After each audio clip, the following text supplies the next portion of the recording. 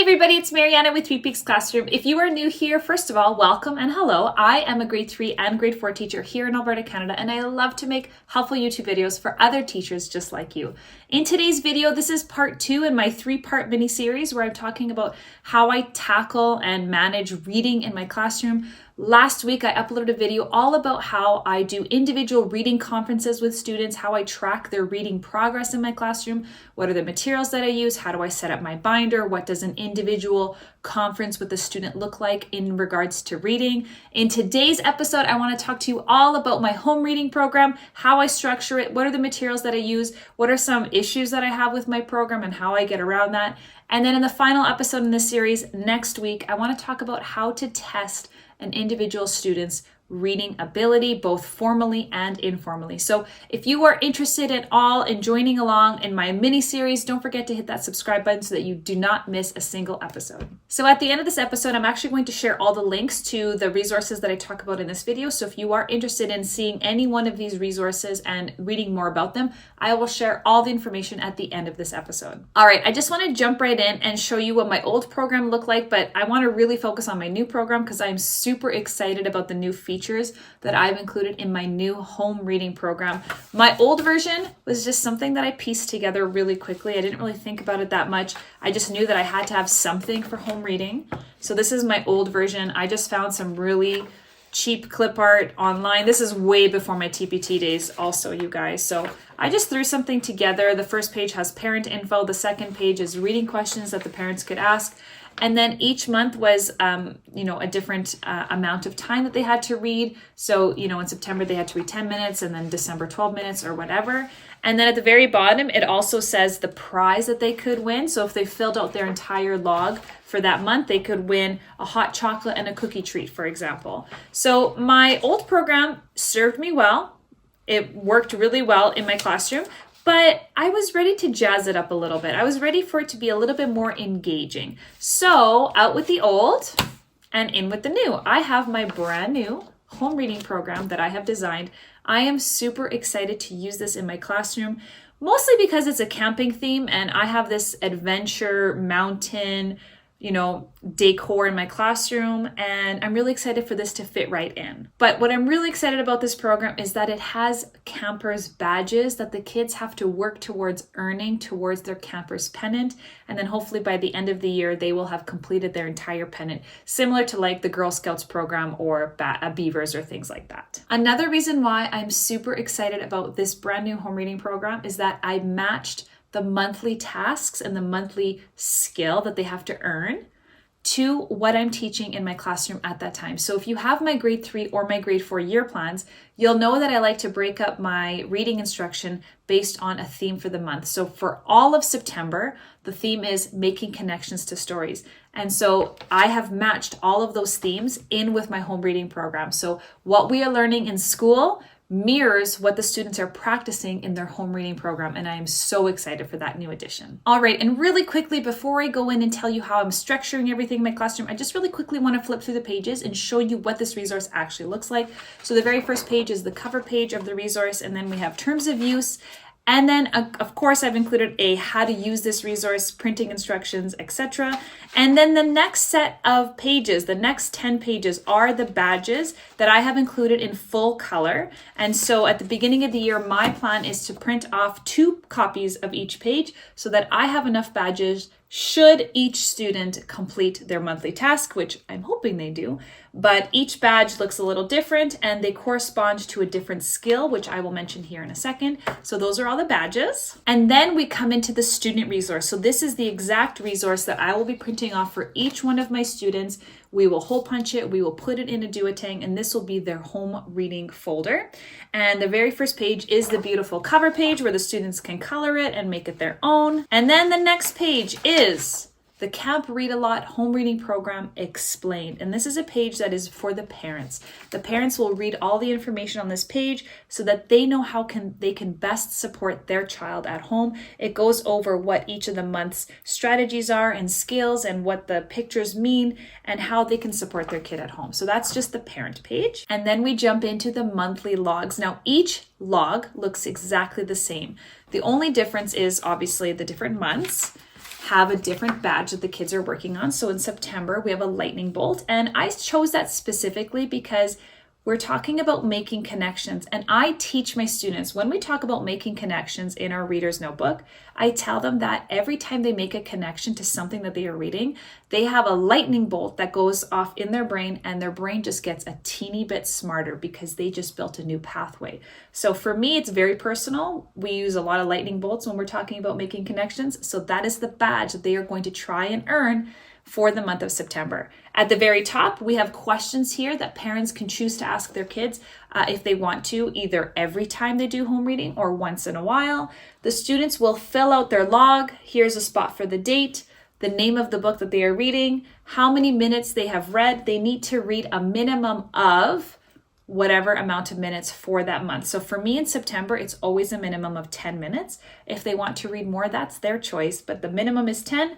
The parents have to then sign it, and then I will stamp it later, and I'll get to that in a minute. And then at the very end, this is how the students can earn their badge for their pennant. To earn this month's badge, you must be able to make a connection to the story that you are reading. Now, I decide as the teacher how that looks. So maybe that is something written. Maybe that is a video response that I can look at later. Maybe they just have to come up to the desk and tell me. Or maybe this is right after I do an individual reading conference while I'm reading with them. They have to make a connection, and then boom, I'm filling out their conference log, and they are also earning their badge.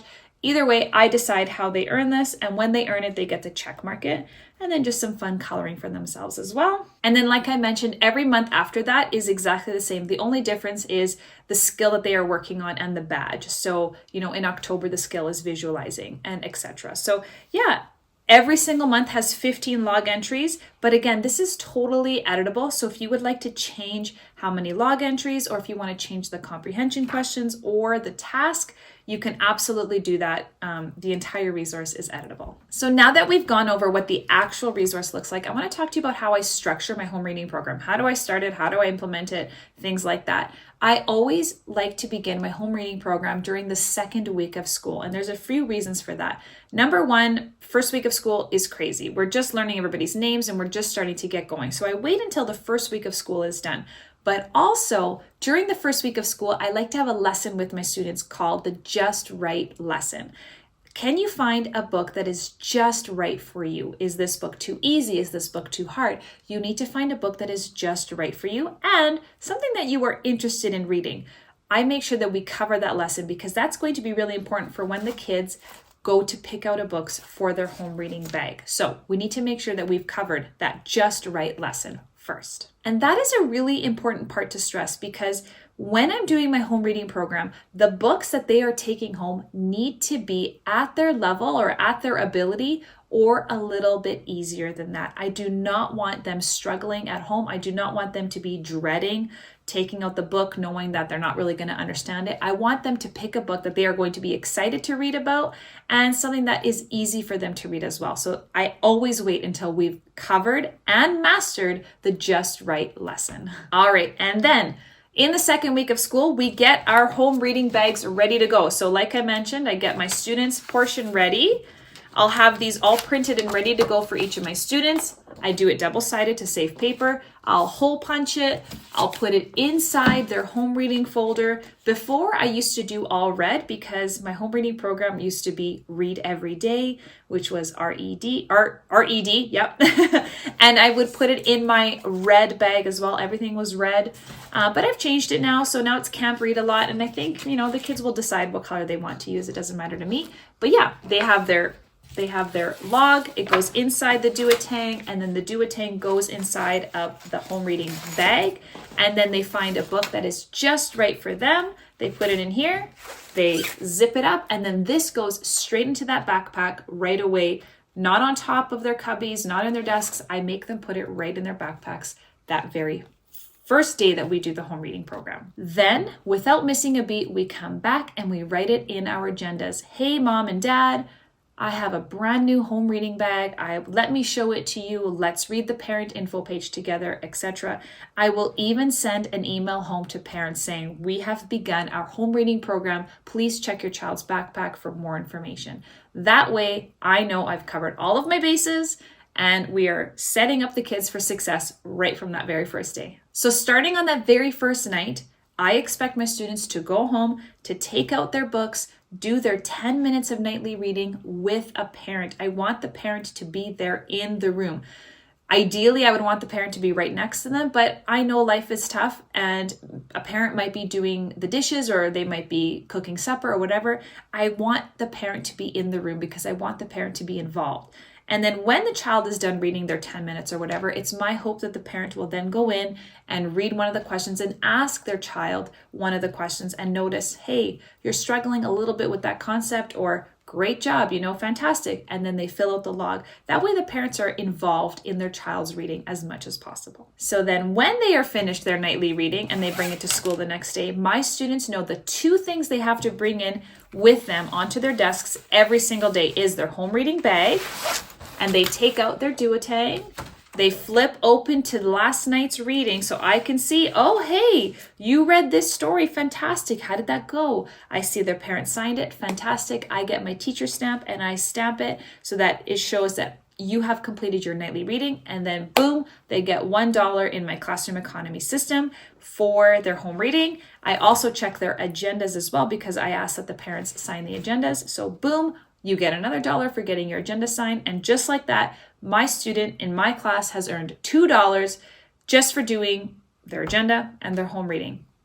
And that's pretty fantastic. So by the end of the week, they could easily earn $10 in my classroom economy system. I have a whole video, by the way, about my classroom economy system. If you are interested, I will link it down below. But those are the 2 easiest ways to earn dollars in my classroom. Now, you saw in my previous home reading program that when a student fills out a page, they earn a prize of some kind. Like in December, it was hot chocolate and a cookie treat. I think I'm actually going to continue to include that for Camp Read a Lot. Like I mentioned, this is editable. So I think in addition to earning the badge for their pennant, they also get to earn some sort of a prize as well. So in September, that could be like an extra recess or, it could be a little bit of extra screen time on their Chromebooks or whatever the prize is. I think I'm still going to include that in my Camp Read a Lot program because that is also very highly motivating for the students to do their home reading. And before I wrap up this episode, I do want to talk about 2 complexities that I know I'll probably get questions about in terms of home reading. And that is, number 1, what if students don't do their home reading? And number 2, what if my books get lost and not returned? So if a student doesn't do their home reading, habitually they don't do their home reading, it's really a larger issue than just not doing their homework. It's usually because parents aren't as involved as I would like them to be. And so if I notice for a straight week that a student hasn't been doing their home reading and I've reminded them and we've put everything in the agenda and we've put the home reading bag in their backpack, then at the end of the week, I'll actually shoot an email out to the parents and just say, hey, I've noticed that Anna hasn't been doing her home reading. Just want to remind you that this is a requirement. In my class, actually, I don't assign any homework. I know that might be a little controversial, but I think that schoolwork should be done at school, and home time I value as family time. And so I don't send any homework home except for the home reading, which is only 10 minutes up to a maximum of 20 minutes. That's it. And that is an expectation that I explain to the parents when they meet me for meet the teacher night or when I send a letter home about me. I expect home reading to get completed. And so if a student's not doing their home reading, again, I send an email home. If still nothing changes after about 10 days, maybe 2 weeks, then I will call the parents. And if it's still not happening, then I do offer to my students, I tell them if they really want to earn those dollars in the classroom, if they want to earn the badges, they are more than welcome to ask me to stay in at lunchtime, and they can we can eat lunch together and they can read to me. And in all my years of teaching, you guys, I've offered that every single year. And I've only had 1 student actually take me up on that offer. So it's not often that a student takes me up on it, but I am more than willing to sit there and listen to them read if that is something that they are interested in. So basically what I'm saying is, it's like that old saying, you can lead a horse to the water, but you can't force that horse to drink the water, right? Or whatever that saying is. I've set up my students as much as I can for success. They have their home reading program. They borrow the books from me, from my own personal classroom library. They don't have to go to the library and get any. I'm giving them books.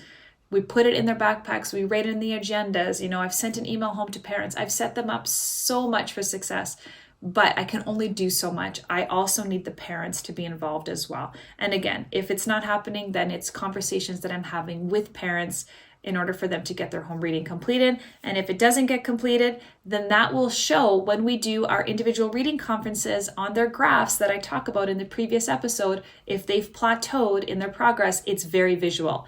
Why have you plateaued? Well, let's see. Have you been reading in class? Have you been filling out your classroom log?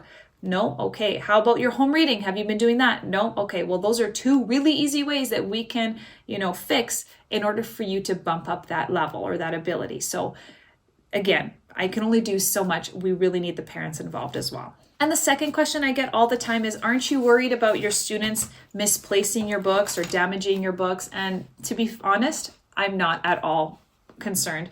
I buy almost all of my books used from Value Village or secondhand from garage sales. And so if something happens to it, it's not that big of a deal to me. In all of my years of teaching, I've maybe had like 10, 12 books go missing or too damaged to be read. And I might have paid like $1 for each book. So that was like $12.